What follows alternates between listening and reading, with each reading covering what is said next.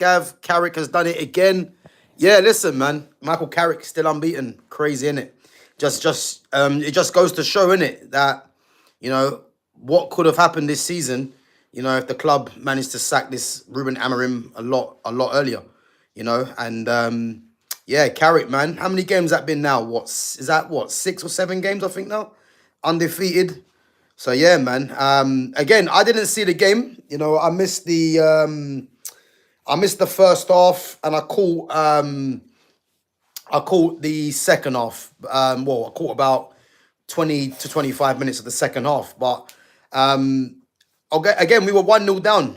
And again, I've not seen the goal, so I need to try and watch it probably a bit later or when I get a chance. But obviously, when I turned it on, it was 2-1 to Man United, and I believe Bruno Fernandes got a penalty, and then I think Sesko scored as well. So yeah, listen, man, I definitely do think, man, that Carrick is giving himself, every opportunity to be given the job next season, man, because to think what he's done since he's come back is crazy, really, And what I would say is this team is definitely playing for Carrick. He's definitely got the team on side, man, because under Ruben Amorim, for me, it was clear, it was very fairly obvious that the team, weren't really having Ruben Amorim, and then obviously before he got given the boot. So yeah, listen, man.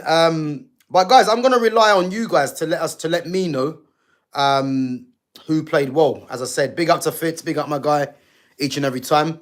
So yeah, guys, let me know what happened in today's Man United game. Because as I say, I missed the first half. Is there anyone that you feel played well?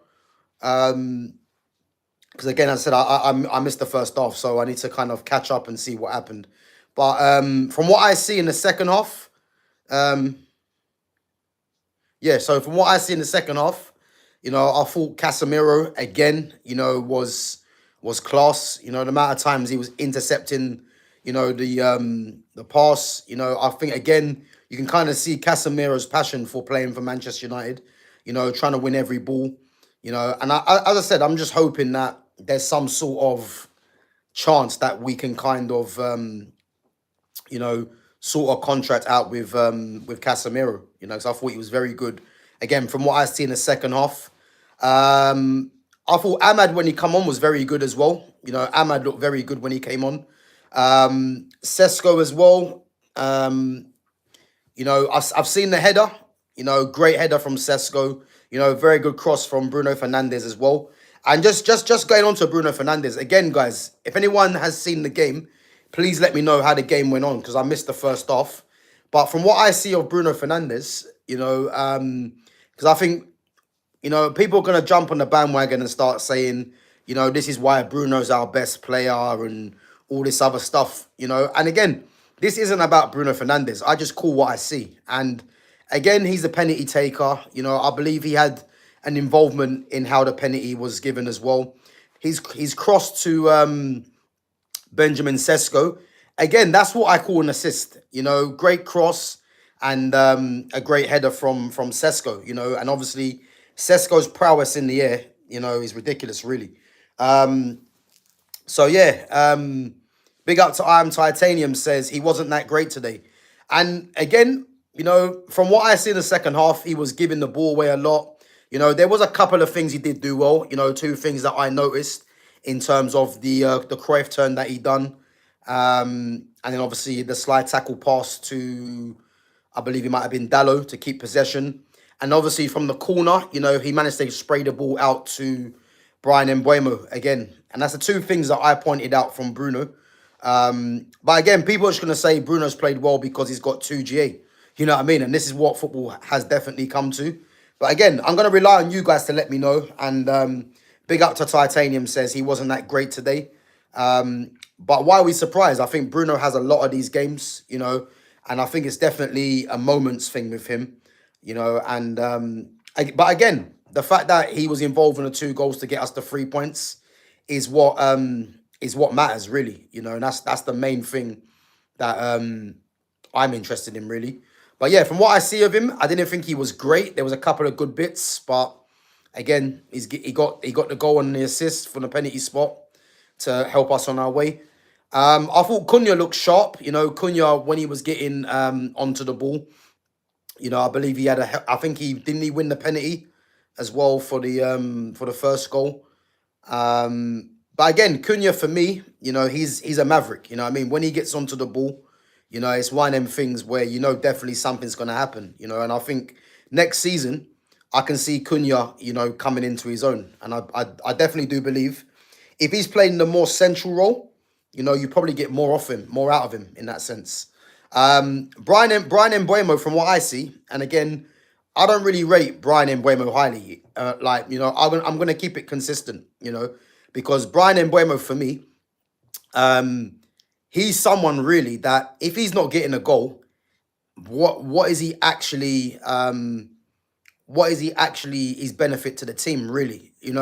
I think he's got a good change of pace. But I think him getting goals is why he's really being picked by Carrick. But next season, I'm interested to see what happens next season because the way he's played this season, Brian Mbuemo, I don't really think he commands a start for me. I definitely don't think he commands a start for Manchester United from what he's shown this season.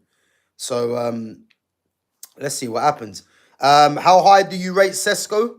You know what? I've said this a few times. I think in terms of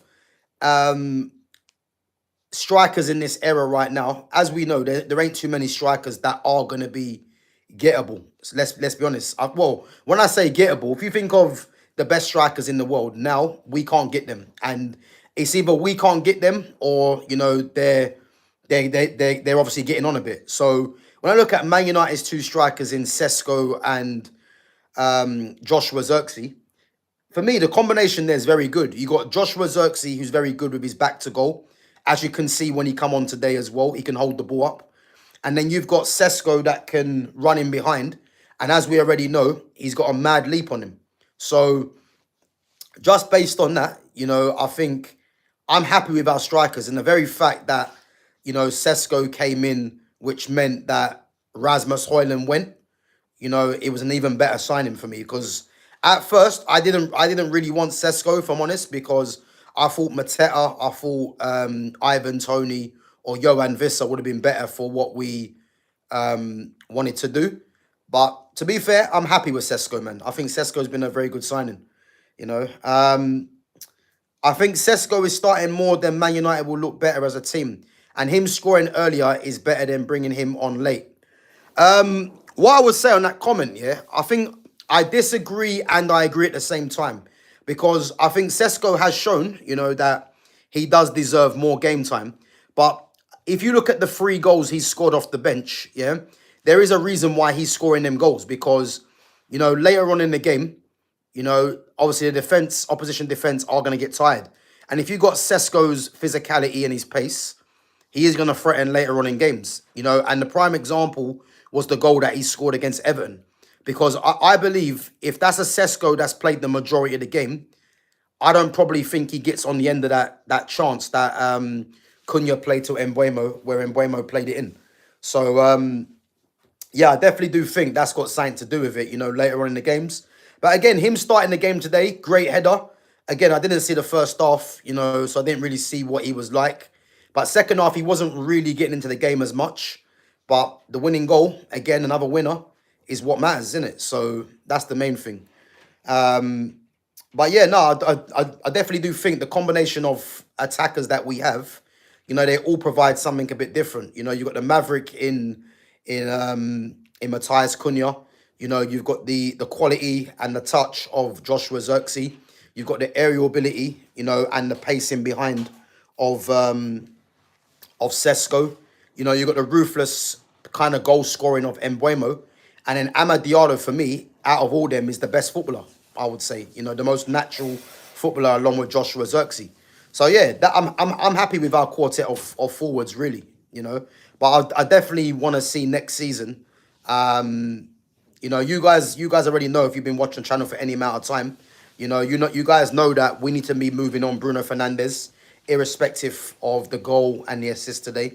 Because I believe if we move him on and we've got players there that can play where he's playing right now, and then we can improve that midfield, I think that's what we need to be doing, you know.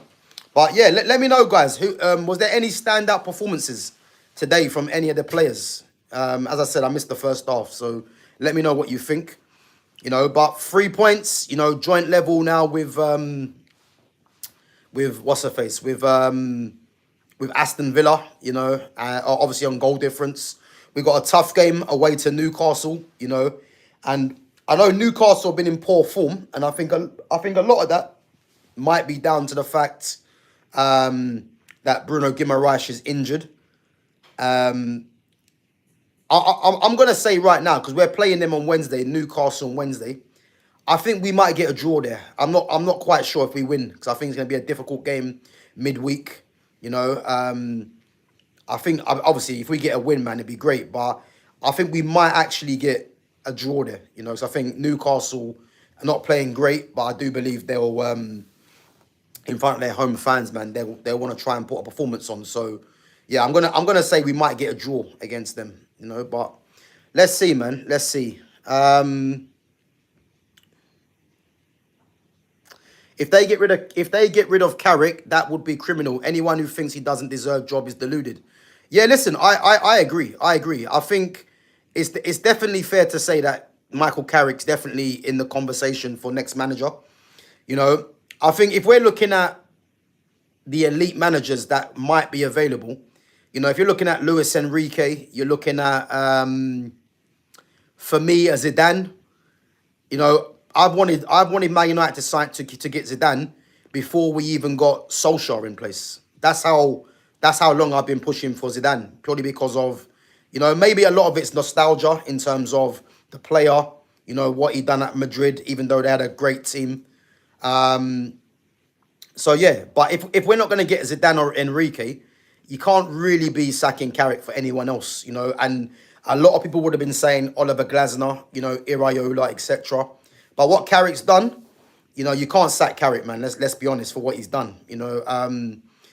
And what I like about what Carrick done, even though I would like to see, you know, Joshua Zirkzee, Ahmad play a lot more, it does show that, you know, they are in Carrick's thinking, because he still brought them on the pitch, you know. And again, Carrick for me right now, what he's doing, he's just trying to get the best team out that he believes in, able to win as many games to give himself a chance in terms of being a manager next season, you know. So you can't really blame him really for what he's doing. So, but let's see what happens.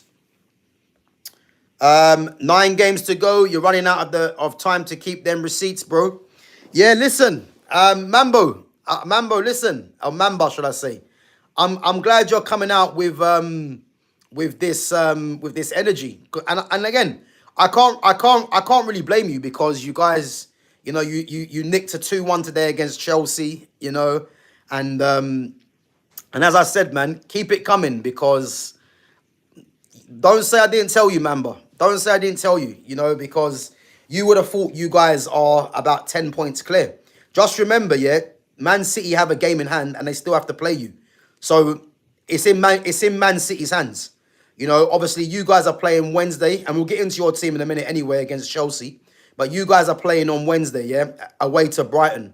And I did say, you know, a week ago, that's the game you're going to drop points away from home. And you're playing at the same time as City. City are at home to Nottingham Forest, who are in poor form. Yeah. So again, I reckon you drop points to Brighton. You know, I'm not saying you're going to lose, but I reckon you'll get a draw. And then City, for me, will be Nottingham Forest at home. And that makes it 3 points, and they've still got to play you. And they've got the game in hand as well. So again, the thing with Arsenal, yeah, the 1 minute Arsenal slip up is game over.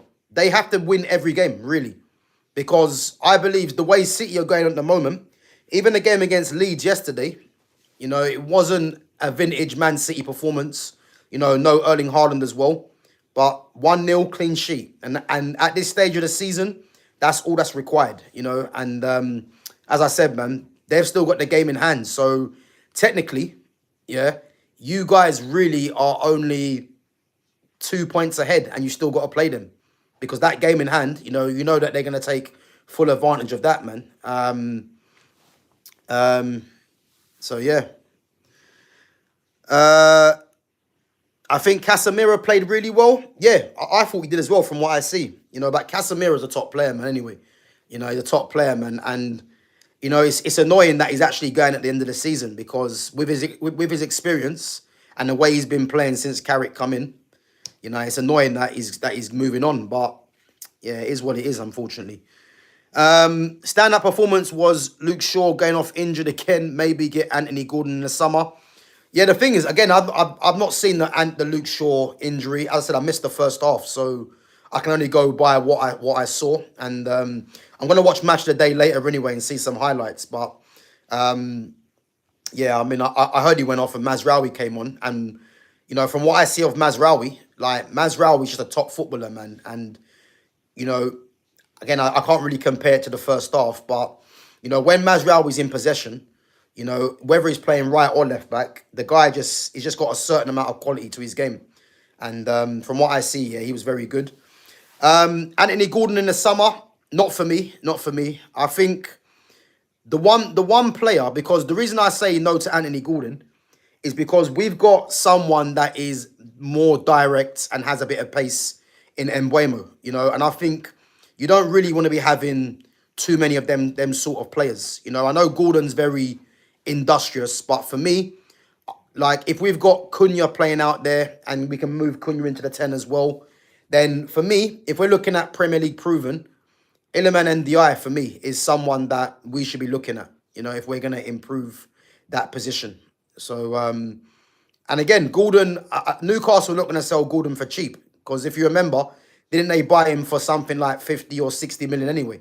So yeah, Gordon's not a player we should be targeting. I think Gordon's is a decent player, but he's not Man United level for me, for where we need to be going to. So yeah, I wouldn't say Gordon for me. Every attack Palace had, Casemiro was there just to stop it. Yeah, I hear it. I hear it. As I said, from what I saw of Casemiro, like he was incredible, man, and he's an incredible player, man. So for me, I mean, if there's a glimmer of hope that we can keep him, then we should be doing everything we can, everything we can. But if Casemiro doesn't stay, we're gonna buy 2 or 3 midfielders minimum anyway, and we definitely have to kind of make sure we're signing the right balance and the right players, man, which I believe we will. I support Roma. Do you think your team's better than us? Yeah. I mean, Roma, is Dybala still there? One of my favourite players. Who else have they got? I think Dovbik's there as well. Lorenzo Pellegrini. The thing is, I can't remember Roma's team, but yeah, Roma are not in this conversation with United for me, man. But yeah, listen, Roma are... listen, I remember the Roma, man, when they had Francesco Totti, Antonio Cassano, Daniele De Rossi, Aquilani. They've had some top players, man. You know what I mean? Even going back, Hidetoshi Nakata, you know what I mean? Or Nakata, should I say? Not Nakata. Hidetoshi Nakata, Cafu, Vincent Candela, Aldair. You know what I mean? I'm bringing it way back, guys. But these were some top players, man. So that's the Roma that I remember,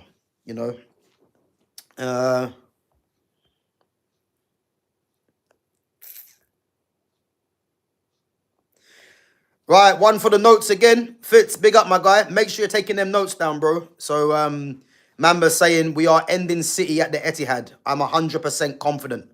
Don't worry, man. We will definitely be doing a watch along for that game anyway. So, Mamba, I want to see you in the watch along with that energy, yeah. Because I'm telling you now, I just hope you got the same energy when it all fails, So yeah, Fitz, bro. Make sure you got that down for the notes, man. 100%. Mamba reckons they're ending it at Etihad.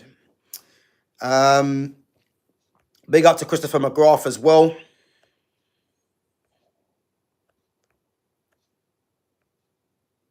Big up to Foxy Danny says, big up, Gav.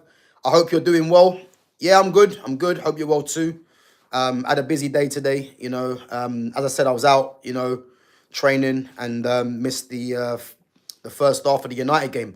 I actually forgot it was at 2 o'clock. I thought it was 2:30. So yeah, I missed the first half. Managed to catch, about 60 minutes. Obviously, 60 minutes gone into the second half. And then we obviously watched the Arsenal-Chelsea game, which we're going to get onto in a minute. So, yeah. But other than that, yeah, all good. All good.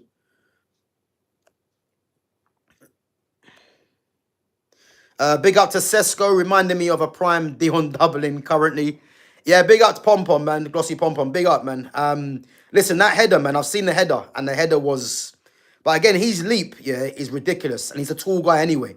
And as I said, if he's bringing that to our team, that's a scary weapon to have, man, because yeah, his leap is something else, man. So yeah, man, I'm happy with Sesko, man. He's been very good, He's been very, very good.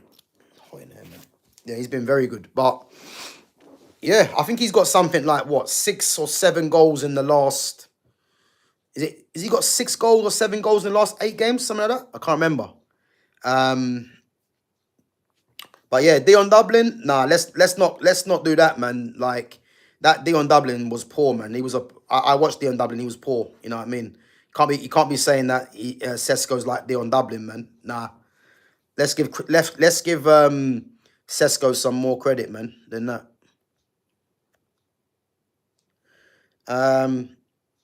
Dallo was terrible yet again. I don't know, I didn't really see Dallo.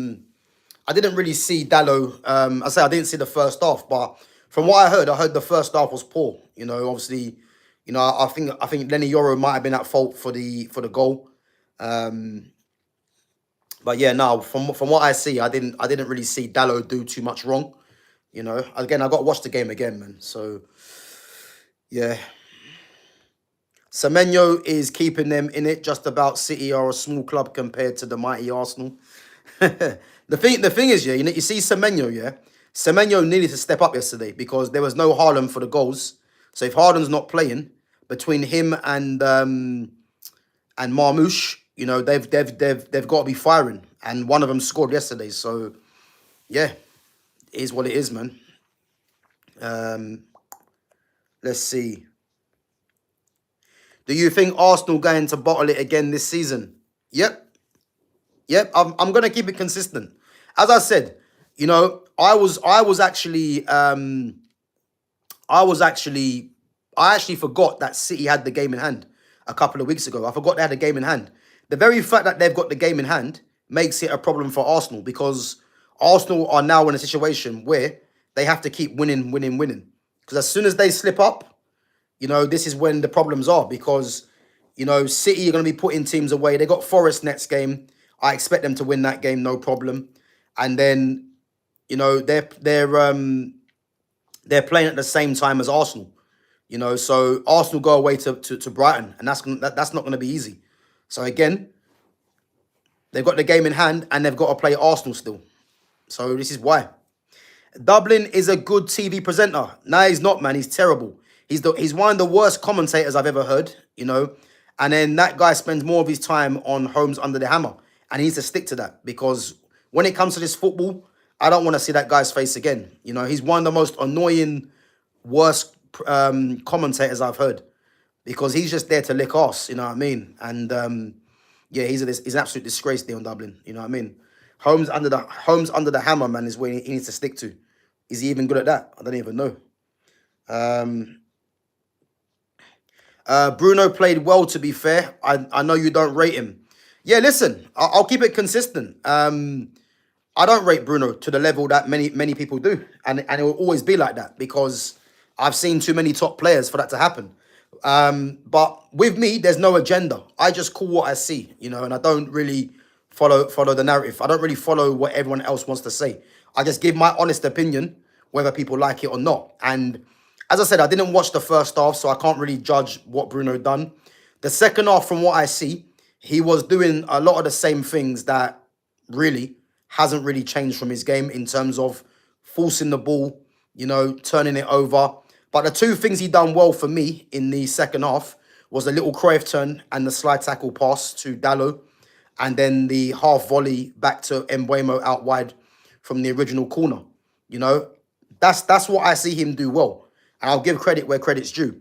But again, people are just gonna jump on the bandwagon that he got 2GA because, as we know, people don't care about performances; they just care about numbers. And Bruno is the poster boy for that. You know what I mean? And people are gonna ignore ignore his performance to focus on, oh, he got a goal from a penalty spot and he got the assist for Sesko, you know, and this is what people do. So again, I'll just keep it 100% honest. And you know what I mean? I'm not going to come on there and slate Bruno because it's not about that. You know, as far as I'm concerned, the fact that we've got a manager in Carrick now or a head coach, we're playing a lot better. We're in third place. That's the main thing, man, because I want to see my club winning titles again. Because I'm just used to Man United winning titles. Under Amarim, under Ten Hag, you know, I became used to losing. And that's just not how I saw Manchester United, you know. And as long as I see better players coming into the club, you know, better football being played, and we're just ripping teams apart, man, you're not gonna get me coming on here and slating my players, man, because you know, when Amarim was in charge, yeah, and even Ten Hag, you know, I used to come on here and just be angry from the get-go because I couldn't stand the way we were playing. I couldn't stand the fact that certain players were playing week in, week out. And now I generally am enjoying watching Man United play, you know, because I'm seeing positive signs, you know, and I can only see us getting better.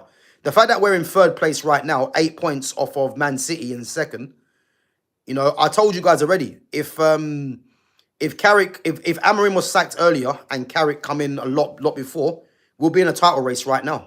We would be. I'd argue that of anyone.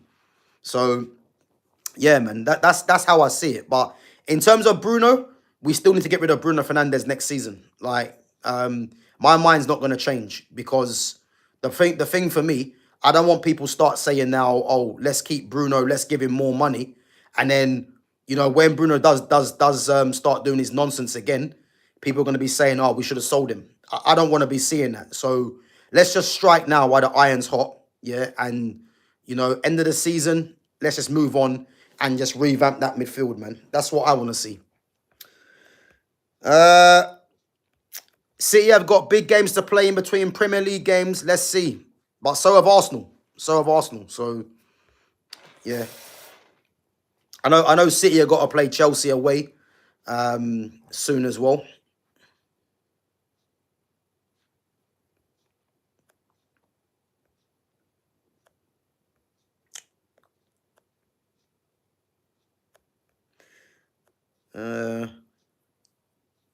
But anyway, guys, let's get into the Arsenal-Chelsea game because that was a game I did watch, you know. And before we get into that, you know, how weird is it today, yeah, that all 4 games on Sunday ended 2-1 to the home team. Crazy business, you know, 2-1 to the home team. Like, I don't think that's ever been done before. 4 games, all with the same result. You know, it was crazy. But yeah, what I would say, man, today's game was a game of corner kicks, really, let's be honest. And I think it's a sad indictment, really, of the Premier League that a game that's being showed at 4:30 on TV, you know, two teams that are 2 of the biggest teams in this league, and it's decided by corner kicks. Like, it's ridiculous, really, you know. And I think that is a prime example of what Premier League football has become. You know what I mean? It's crazy, man. A game decided like that on corners, you know. And you think of the Arsenal goal. I mean, Arsenal do this so many times. You're not really surprised, you know. Gabriel is a massive threat from corners, you know. And obviously Reece James, who I'm a massive fan of. As I said, Reece James for me is the best right back in the world for me. Him and Hakimi. You know, I'd edge Reece James the best right back in the world because of his quality. But the way he lost Gabriel, you know, you'd expect better from him. But I think sometimes you have to just give credit to the attacker. And Gabriel does that so many times, it's not a fluke. You know, great header. And then obviously William Saliba onto Mamadou Sarr, who made his debut. And to be fair, he was decent. You know what I mean? He was decent. But But yeah, it's not much Sanchez could do. But Sanchez, yeah, is just like he's just an accident waiting to happen. Because that goal that Arsenal scored from Urian Timber, yeah. I mean, I don't know what Sanchez is doing. If that's Donnarumma, yeah, Donnarumma is clearing out everyone. The fact that Sanchez got bumped and then didn't know his whereabouts, it's embarrassing, man, in a game of that kind of magnitude, really.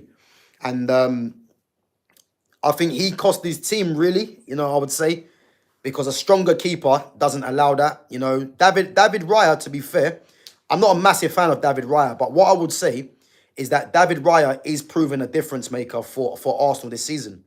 And the fact that, he made a couple of key saves, to help his team, and then you've got Robert Sanchez just flapping in the wind, man, in his goal, is poor, man. And obviously Chelsea's goal as well, Hincapié ducking, not really much the keeper could do from that when your defender ducks like that.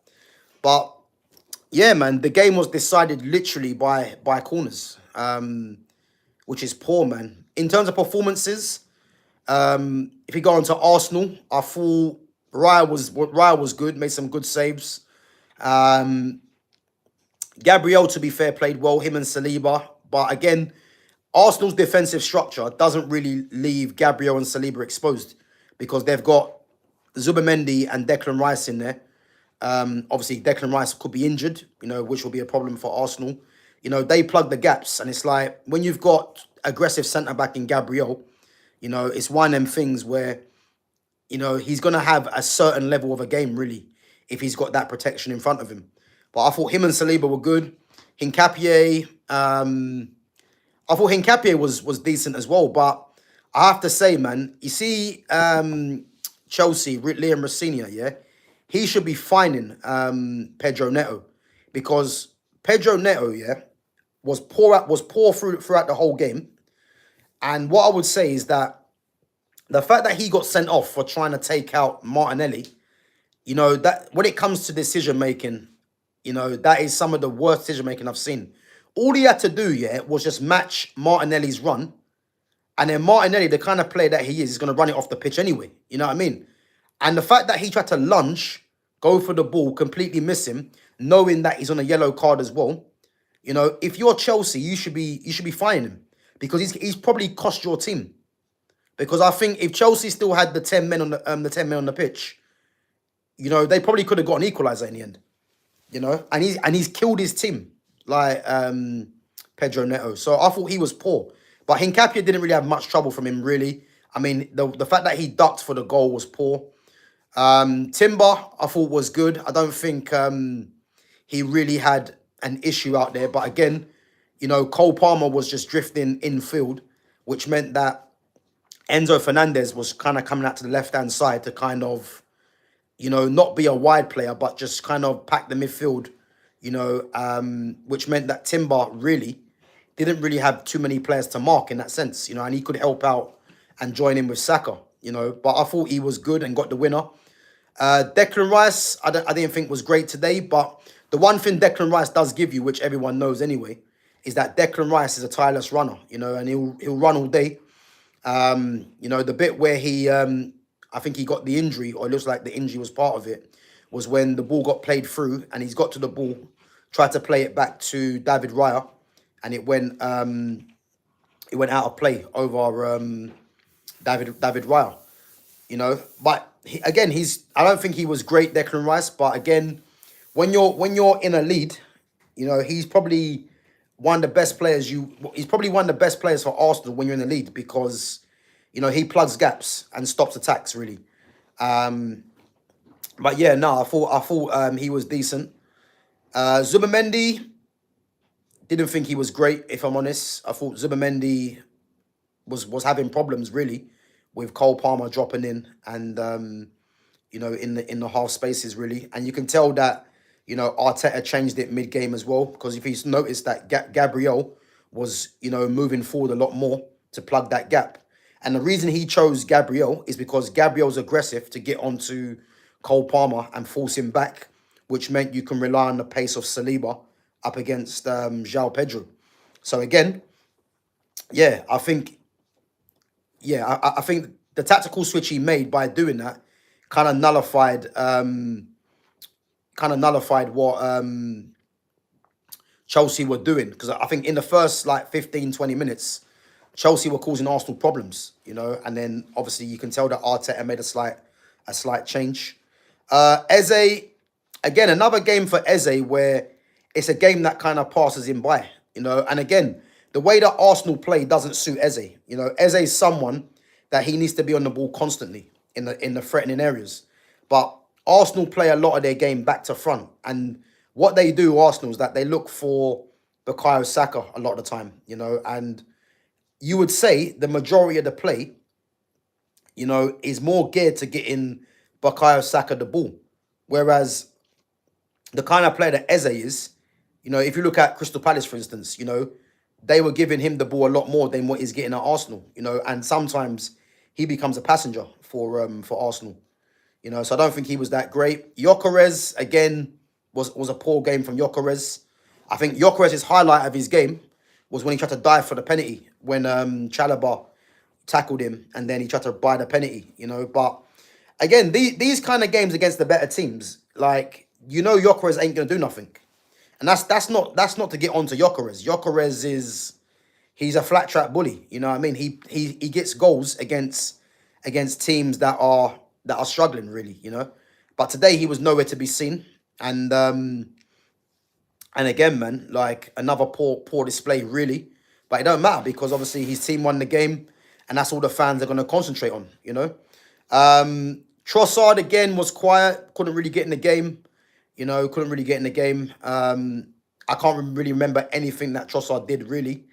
And then Bukayo Saka, to be honest with you, Saka couldn't get any joy against Hato, and I predicted that anyway, because the one thing with Saka, yeah, Saka's very strong on the ball, and he has got a decent change of pace as well, but so has Yoro Hato, and I always thought that battle between Hato and Saka was never going to have it his own way, you know what I mean? So whereas I think against Cucurella is a good defender, but Saka might have got more joy out of him purely because of the physicality. You know what I mean? So yeah, I thought Saka wasn't great, and yeah, and I thought the subs. I thought Martinelli. I mean, Martinelli forced the red card for Neto, but I think that was more down to poor defending, really, if I'm honest. And then you've got who else come on? I think Norgard come on, and who else come on? Norgard. Oh, Norgard and Havertz come on. Again, Norgard come on for Rice, who got injured. Havertz come on. I actually think, and they look better balanced when Havertz is playing, because Havertz can drop into the midfield and link the play, really. So I thought Havertz was a lot better than what Gyökeres was doing. But at the end of the day, all the Arsenal fans are going to care about is the 3 points, and they move on, and they're back to 5 points clear. But again, they have to go again in midweek against Brighton, and that won't be easy, because, as I said, Brighton won today against Nottingham Forest, and going away to Brighton midweek, you never know, man. It could be one step too far for Arsenal. And again, Arsenal have to keep winning, because City, you'd expect them to beat Nottingham Forest. And again, if Arsenal drop points, as I said, man, it's down to 3 points, the game in hand, and they have to play Arsenal. The worst thing that Arsenal need is for City to be on joint points with them or ahead, and Arsenal having to come to the Etihad and win the game. Because I guarantee you this now, yeah.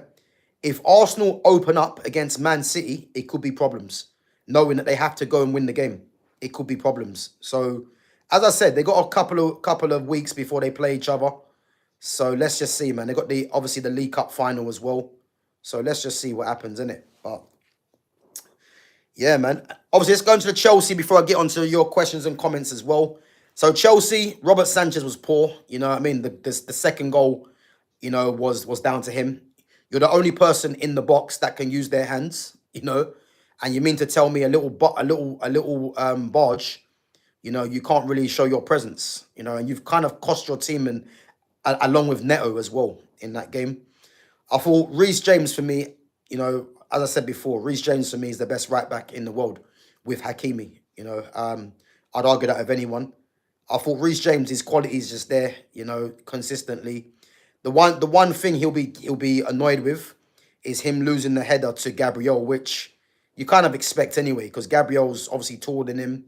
He's aggressive, and Gabriel does that regularly, winning the ball from the corners. So you can't really blame Reece James on that one, really. But he'd be annoyed with that. I thought Hatter was good. He locked up Saka for the majority of the game. Mamadou Sarr, him and Chalobah, to be fair, Mamadou Sarr, his debut in the Premier League, I thought he was very good for a debut. I thought Chalobah played well as well. So I think their whole defence had a good game. I just think they were let down by the attackers, really, and the goalkeeper. Moises Caicedo was good, but Moises Caicedo always has a consistent performance anyway, really. He had one shot with his left foot that, to be fair, if that was on his right foot, I reckon he could have got it on target. But I probably thought he should have. I thought he should have played the ball to the left hand side for that, really. But I thought Caicedo was good again, but he's always good, so it's not really a surprise. I thought Andre Santos, in terms of his defensive work, was good. You could always tell that when Chelsea had the ball, he was always an option, for the ball to be played to. But as soon as the transition was happening, you could see he was dropping back in between the centre backs to kind of create, to kind of protect them, really. And the amount of times he was intercepting, was key. And as I said, he had a very good game for me. Before he came off, I thought he was decent. Enzo Fernandez, I think when you play Enzo from the left, it's purely to pack out the midfield, and for me, it was a good tactic what he was doing, because he wanted to free up Cole Palmer, and Cole Palmer was causing so many problems in that first half. But this is the problem: when you're on top like that, you have to make it count. And the fact that Chelsea never really scored when they were on top in terms of, finding Cole Palmer in those half spaces is the problem. But Enzo for me was just there to, to basically pack the midfield, not really be on the left-hand side like that, just to pack the midfield. And in games like that, it's either going to work or it's not. And I think the fact they lost the game, I think in hindsight, people might look at and say they probably should just play an out-and-out winger on that side, But he wasn't really in the game. I think he had one shot of note, which Raya tipped around for a corner. But yeah, I don't think he was that great. Cole Palmer, for me, as I mentioned already, I think by Cole Palmer standards, he was quite sloppy in the first half. There was some times where he was playing the ball, overhitting the pass, but the fact that he was getting time on the ball, he'd have been loving the first 15, 20 minutes. But as I say, it didn't really count in the end. And he wasn't the Cole Palmer, man, that, we've seen, throughout last season and parts of this season. But he's a top player, man. And, obviously I thought he was going to go off injured. But, yeah, I think he'll be disappointed with his quality because he's a lot better than that Cole Palmer. But, yeah, he was a bit wasteful in that first half. Pedro Neto, we've mentioned. As I said, if Chelsea are serious and they got anything about them, yeah, they'll find him because the performance was shocking, and the fact that he got sent off really should never happen because he just lunged at Martinelli for no reason when he could have just matched his run and then cost his team. So they should be finding him for things like that because that's just uncalled for, really. João Pedro was very good for me, very good, and the thing with João Pedro, yeah, is that his hold-up play is underrated. I think there is times where he does overdo it, but it's difficult because when you've got Cole Palmer who wants to come to the ball, and then you've got Neto who just offering nothing, there's only so much like the striker can do. But there was a point in the first half where the ball was going out of play, and he just killed it dead with the instant first touch pass under pressure from I think it might have been Gabriel. And as I said, he's got quality in his game. I just think he needs more support, But I thought throughout the game, he was threatening. but there is times where he does overdo it, you know. But I did think he was good today. And in the subs, I mean, you know what? I was a fan of Liam Delap. I don't know what's happened to Liam Delap. Liam Delap is, to me, it's looked like Liam Delap's gone backwards, because I was actually a fan of him, but he looks like he's gone backwards. And when he came on, ineffective. He had the chance to square the ball to Garnacho, who came on, yeah, when he got put through. And again, you know, someone that's more aware would have squared the ball, and you never know. It could have been an easy tap in for Garnacho because Yuri and Timber was behind him. And the only way Timber gets to that ball is if he fouls Garnacho first. Got Garnacho first.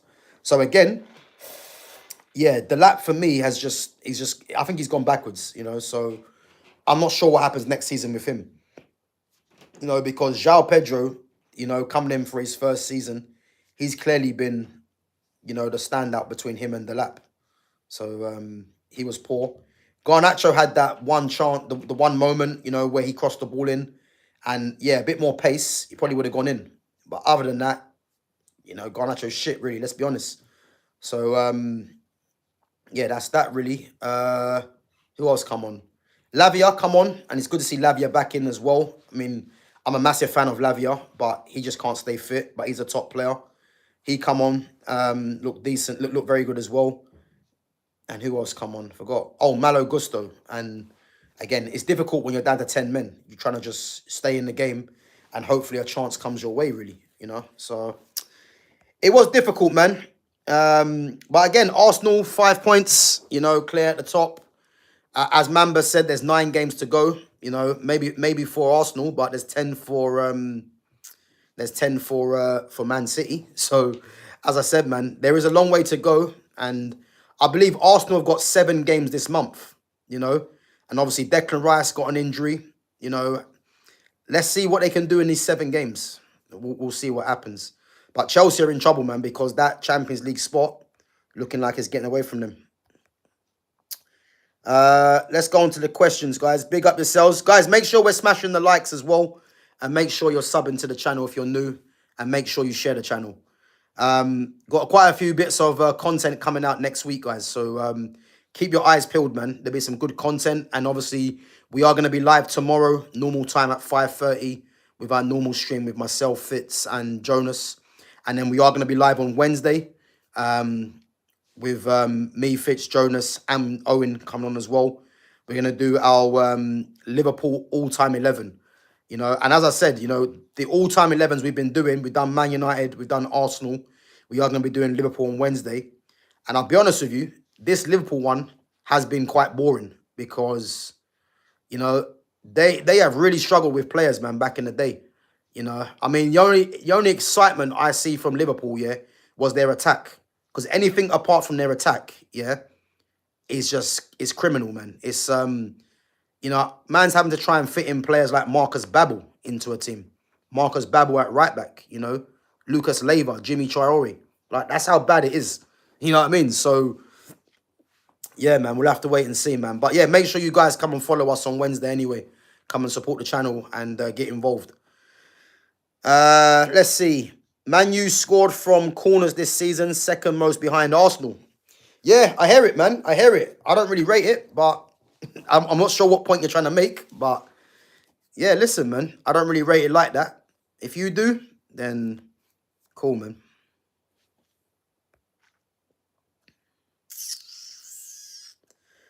Gav, it was pretty. It wasn't pretty to watch, but we got our 3 points, and that's what matters. There you go. There you go. As I said, at this stage of the season, you guys ain't gonna care, you know, what performance you put in.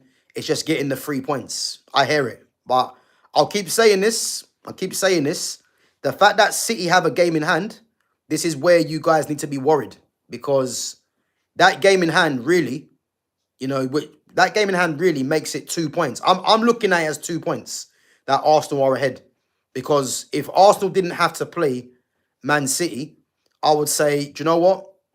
Arsenal should be quite confident, regardless if Man City don't have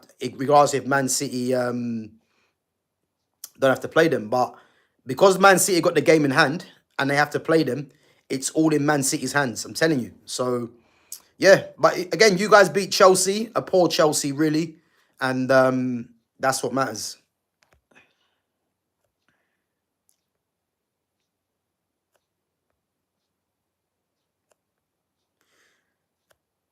Big up to FPS underscore Nicks. Big up yourself.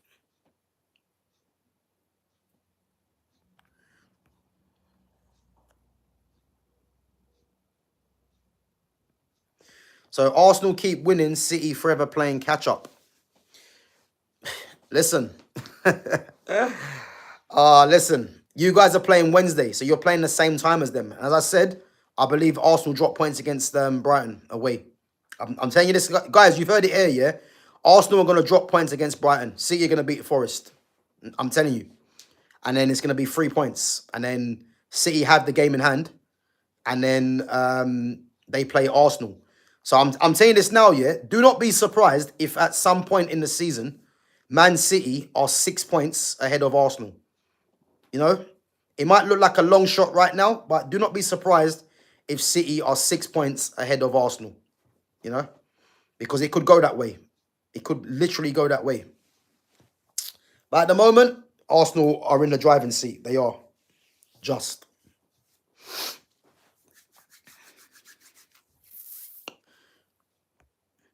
Guys, let me know what you think of today's performances. Let me know. Let me know what you think of today's performances. Do you think Arsenal deserved the win, or do you think Chelsea kind of played into their hands? Let me know.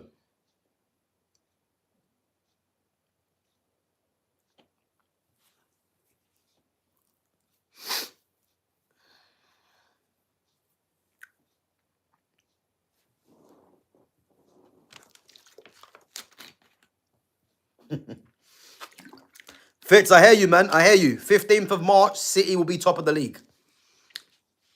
Do you know what? That's what I'm predicting as well. That's what I'm predicting. As I said, as soon as Arsenal drop points, it's game over. That's the pressure they're on. They have to keep winning because what you need to realize is that City have been there time and time again. You know, maybe with not the majority of the lineup, but they've got players like Ruben Diaz, Rodri, Bernardo Silva, Haaland. Who else is there? Foden.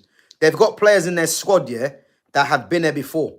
So they just know what's required. And again, the fact they beat Leeds 1-0, which is not an easy place to go, just ticking off results, you know. And now they got Nottingham Forest at home. You know, Haaland probably be back as well. I'm telling you, man. They're just going to tick off results. Guys, come on. If you're watching, make sure you smash the likes. Make sure you're subbing to the channel if you're new. Make sure you're sharing the channel as well. Big up yourselves.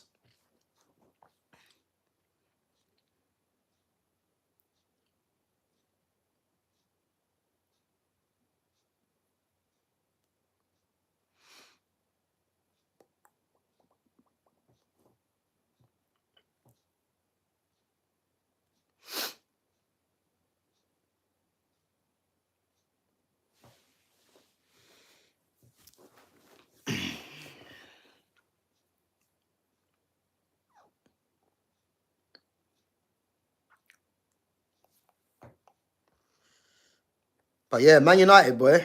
Listen, third place, you know. Joint points with Villa on 51. 8 points behind City. And listen, man, it's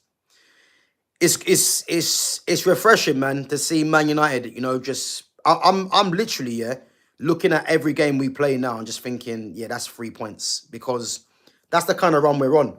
Although I do think on Wednesday is going to be a difficult game against Newcastle away. If we was at home to Newcastle, I'll be like, yeah, we're going to win that game. But away, you know, Newcastle got beat yesterday by Everton at home. And I think they're not going to want to suffer back-to-back losses at home. So I think it could be a draw. Foxy Danny says, Gav, do you believe Man United can go all the way? Man U have been consistent. All the way where, Foxy Danny? What do you mean? Go all the way? I mean, we're in third right now. We're in third right now. So In terms of Champions League football, I do believe we can get that, no doubt. It's not going to be straightforward because I do think there's a draw or a loss somewhere along the way. But the way we're playing, man, is first half from what I heard wasn't great, but second half, we've got quality in our team, man. That's the main thing. We've got a lot of quality in our team. So as long as we can keep the quality high, we're gonna win more games than not. Put it that way. So I'm confident anyway.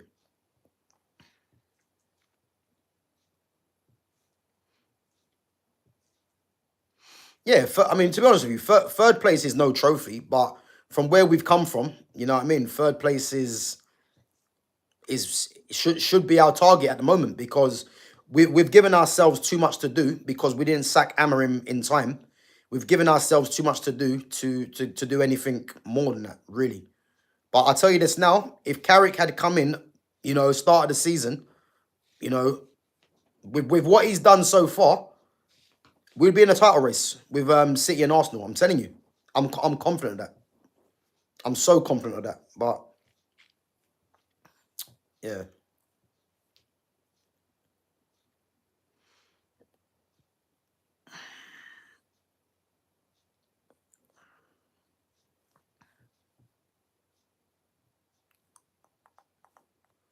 yeah, Reece James, man, top player.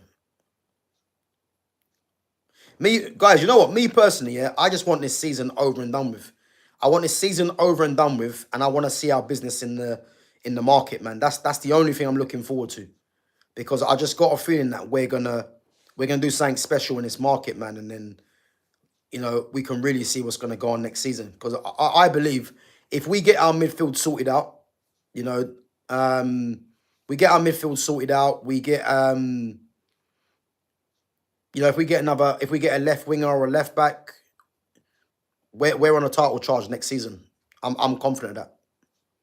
I just want to see what we do in the summer, man. I got a feeling the summer's going to be good. You got the World Cup on. We're going to get some business done. Guys, anyone watch the Brighton and Forest game today?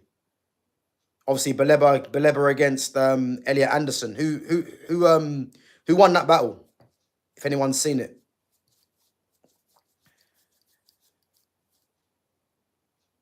Chelsea have had 9 red cards this season. Boy, ill discipline.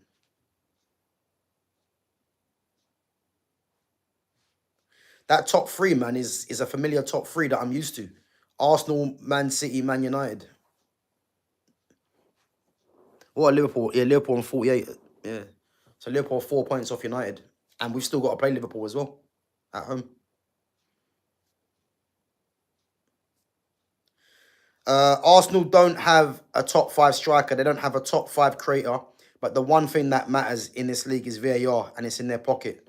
Man City will drop points to VA Arsenal, and they'll be given the title. Big up to Christopher McGrath. What I would say, yeah, is I make you right. Arsenal don't have a top 5 striker, but we all know that anyway. They don't have a top 5 creator. Yeah, I mean, Odegaard and Eze, who play there, Odegaard is a good footballer, but that's all he is, really. And Eze doesn't suit this Arsenal team, because, people look at the fact that Eze's got a hat-trick against Tottenham and 2 against them in both games, but he doesn't suit this Arsenal team, and I think the only way Eze thrives at Arsenal is if they get a new manager that wants to change the way that they play, but it doesn't suit them. But in terms of the VAR, yeah, but VAR always levels itself out anyway, because Arsenal do get a lot of decisions going their way, but it's going to level itself out anyway, come the end of the season, I believe. And do I think they beat Man City?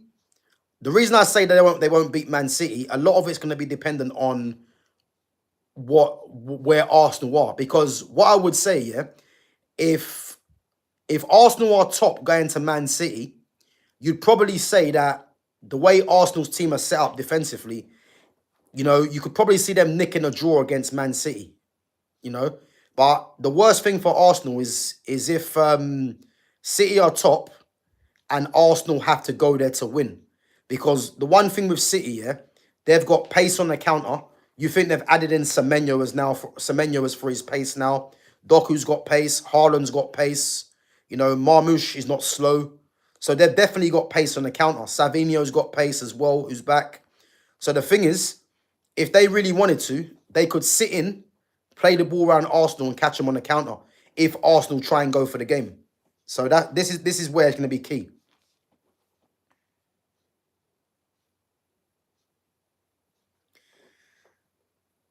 Missed most matches today. Caught United and Arsenal on phone, but was juggling a million things. So yeah, big up Fitz, bro. That's the same thing I'm saying. But from what you see though, yeah, in terms of the Man United game, who were the standout performances?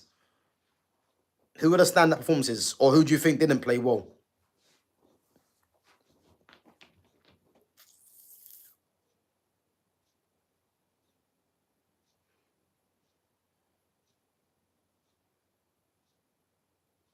Cunha and Cass, yeah? Cool.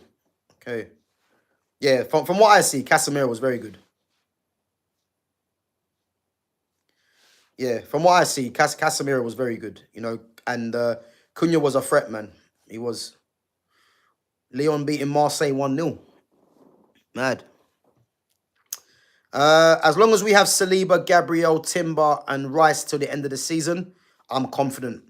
Listen, Mamba, I guarantee you this now, yeah? At least one or two of them players are going to get injured. I guarantee you. Between Saliba, Gabriel, Timber, and Rice, one or two of them gets injured in the next couple of games.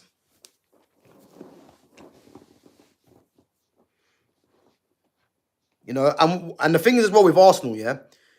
I know Arsenal are getting over the line, but you have to be very concerned at the fact that, you know, is it really a good sign that you're getting over the line through set pieces?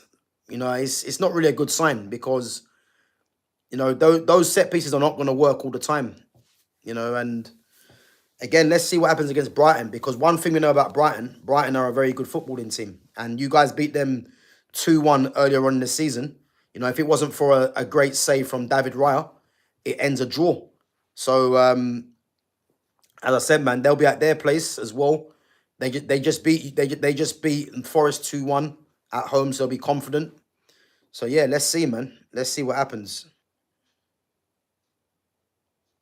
Usual suspects look shaky. Bruno and Dallo. Yeah. Again, I didn't really pay too much attention to Dallo. You know, I thought Dallo was okay from what I see. And again, the Bruno one we've spoken about. I thought there was a couple of good things that Bruno done well. But Bruno just does what he does in terms of, you know, turning the ball over at every opportunity. That's from what I see. Yeah, listen, Raya has been good this season. He has, but so has Donnarumma. You know, so at the moment, it's like Donnarumma and Raya going back to back, you know. But I know the keeper that I would choose. No, like there's no question about it, Donnarumma. Raya's not world class. I wouldn't say Raya's world class because, you know, to be a world class keeper, you have to win. You have to win the top prizes, you know, and you have to do it consistently as well. And Donnarumma is undisputedly world class. So, again, if David Raya wins a Premier League title this season and a Champions League, you know, I won't even think that your comment of him being world class is crazy. But at this moment in time, he's making, you would say, if you want to say it like this, some world class saves. But he ain't world class, David Raya. No way, no way. Because if you're gonna say David Raya is world class, then you might as well just say Jordan Pickford's world class. Because I don't think either goalkeeper are world class. I think Jordan Pickford's a very good keeper, but he's not world class. No way. But if you're going to say Raya is, what's the difference between Raya and Pickford? You know what I mean? That's what I would say. Right, guys, we're going to wrap it up in about 5 minutes. So if you guys got any questions or any comments, make sure you get them in. Let us know what you think about both games, you know. Let us know what you think about the games in midweek. Actually, in actual fact, we'll get onto that tomorrow because obviously we got our stream tomorrow at 5:30. So if you guys are free tomorrow at 5:30, make sure you come back through and we'll discuss that tomorrow.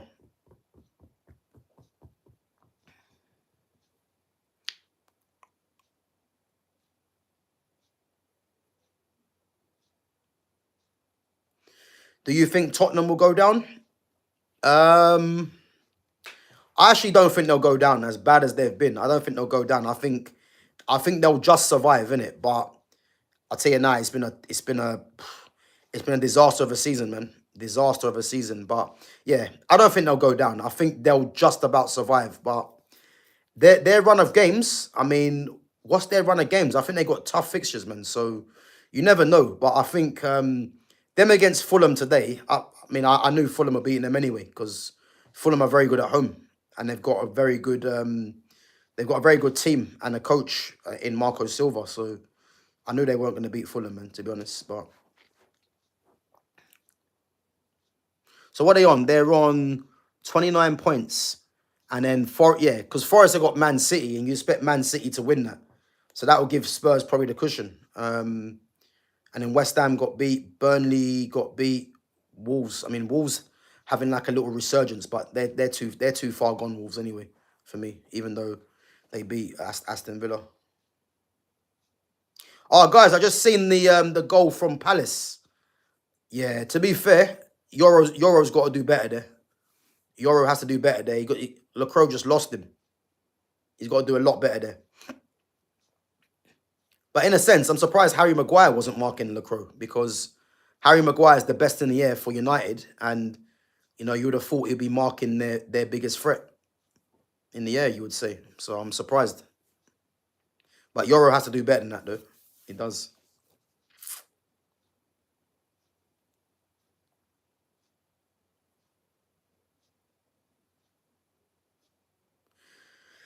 Personally, I think players like Anderson and Murillo have completely down tools, and Forest are going down, I believe.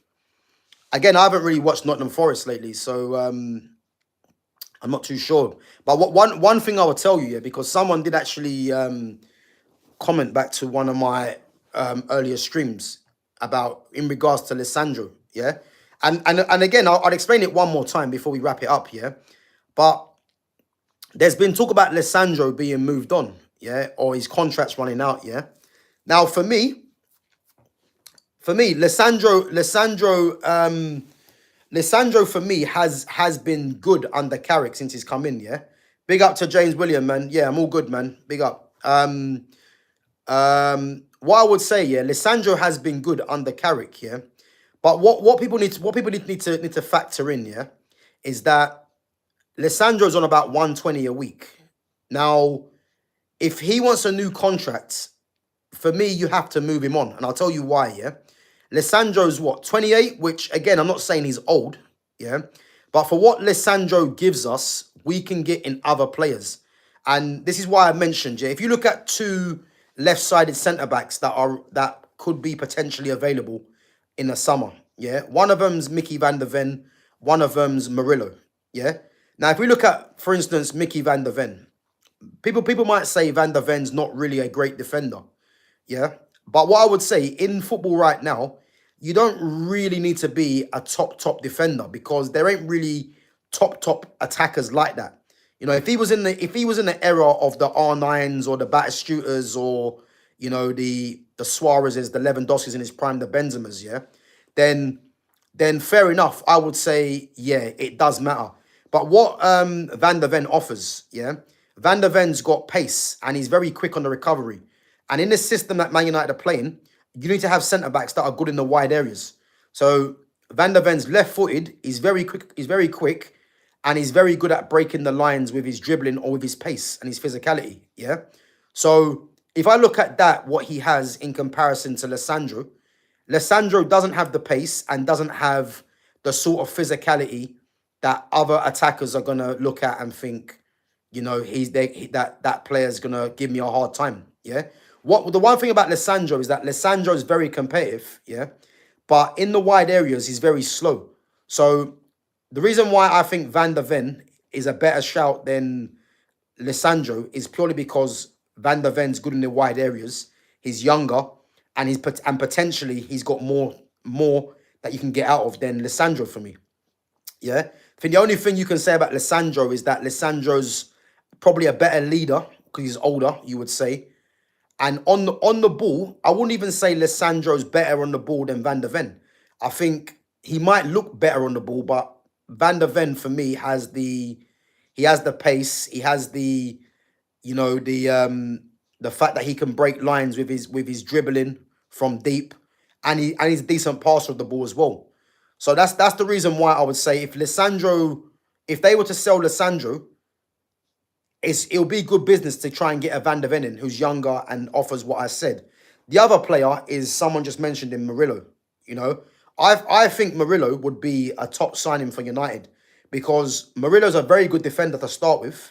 Yeah, he's very quick and he's very strong and he's good on the ball. So what he offers in comparison to what Lisandro Martinez offers is night and day, really.